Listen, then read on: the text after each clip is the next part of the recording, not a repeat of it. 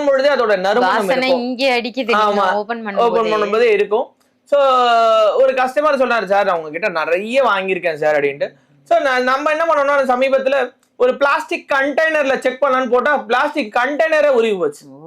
அப்ப அது எந்த அளவுக்கு ஆகர்ஷண தன்மை இருக்கும் பாருங்க. அதாவது பிளாஸ்டிக் எப்ப உருகும், நெருப்பு பட்டாதான் உருகணும்.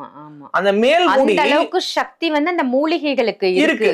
இது ப்ராப்பரா இது தெரிஞ்சவங்க மட்டும்தான் இதை பண்ண முடியும். எல்லாருமே எடுத்து பண்ண முடியாது. இப்போ அரகஜான்றது எல்லா இடத்துலயும் கிடைக்கும். அதுல ஃபர்ஸ்ட் குவாலிட்டி இருக்கு, செகண்ட் குவாலிட்டி இருக்கு, தேர்ட் குவாலிட்டி இருக்கு. பேர் அரகஜா, ஆனா அது வைக்கிறதுனால நமக்கு மாற்றம். இப்ப முதல்ல வச்சுட்டாரு, உடனே வந்தாரு, ஜெயிச்சாரு, போயிட்டாரு, அப்படி நம்ம எடுத்துக்கிட கூடாது. அவருக்கு அந்த தன்மை இருக்கு, அது அவருக்கு ஒருத்தர் சஜஸ்ட் பண்ணி இருக்கிறாரு. சோ எடுத்துட்டு போலாம். நம்ம என்ன பண்ணணும்னா நம்ம எல்லா காம்பினேஷன்ஸ் கலந்த, அதாவது சித்தர்கள் குறிப்பிட்ட இந்த காம்பினேஷன்ஸ் வந்து நம்ம கலந்து அது அதுக்குன்னு ஒரு வசிய மந்திரம் இருக்கு, அது அதுக்குன்னு ஒரு பூஜை மெத்தட் இருக்கு. சோ நார்மலா கடையில வாங்கி, இப்போ நீங்க உங்களுக்கு ஒரு எக்ஸாம்பிளே சொல்றாங்க, ஒரு விக்கிரகம் வாங்குறோம், கோவில் எடுத்து அப்படியே பிரதிஷ்டை பண்ண மாட்டாங்க. ஜலவாசம், சொர்ணவாசம், தானி வாசம். எதுக்கு ஜலவாசம் வைக்கிறாங்க? அந்த சிலையில ஏதாவது விண்ணம் இருந்தா அந்த பபிள்ஸ் வந்து காட்டி கொடுத்துரும். சொர்ணவாசம் அது வந்து இதுவாகணும், ஆகாஷத்தை பெறணும். தானிய வாசம் நமக்கு வந்து எல்லா விதமான சம்பத்துகளை கொடுக்கணும்.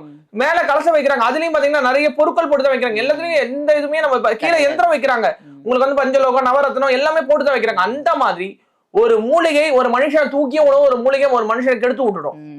இப்போ நெத்தியில இங்க வைக்கிறோம், அந்த மை வைக்கும் பொழுது அந்த இடத்த வந்து இதுவாயிடுது, கருப்பு கருப்பா ஆயிடுது. அதுக்கப்புறம் அது வைக்கவே மாட்டாங்க. இப்ப நம்மளோட இந்த மை 2 புருவம் இப்படி வச்சுக்கிடலாம், யாருக்குமே தெரிய போறது இல்லை. இந்த புருவம் நம்ம வச்சிருக்கிறோம் அப்படின்னு யாருக்கும் தெரிய போறது. லைட்டா வச்ச போற, அதுக்கு திக்கா நம்ம இதான் வச்சுட்டு வந்துருங்கன்னு வைக்க கூடாது. வேணும்னா நெத்திலையும் வச்சுக்கலாம். 2 புருவத்துக்கு மத்தி வச்சுட்டு அதுக்கு மேல குங்குமம் வச்சுக்கிடலாம். சோ இதோட தன்மை என்னன்னா, எதிரில இருக்கக்கூடிய நம்பரை நமக்கு வசீகரிக்கிறோம். வசீகரிக்கணும்னா வசியம் பண்றது வேற, வசீகரிக்கிறதுன்னு வேற. சோ அவங்க வசீகர தோற்றங்க, அவங்களை பாத்துக்கிட்டே இருக்கலாம், கையெடுத்து கும்பிடலாமான் இருக்கும். அவங்கள வந்து அவங்க சொல்லக்கூடிய ஒவ்வொரு வார்த்தையும் கேட்டுக்கிட்டே இருக்கலாம். நான் வந்து பாத்தீங்கன்னா இதெல்லாம் வைக்கிறதே கிடையாது, ஓபனா சொல்லணும்னா.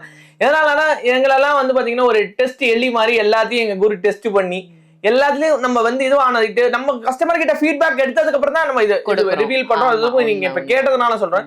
சோ இதோட இது அளவு வந்து இவ்வளவுதான் இருக்கும், கொஞ்சமா தான் கொடுக்க முடியும் இதோட இது, ஏன்னா அவ்வளவு தன்மை இருக்கும் இதுக்கு.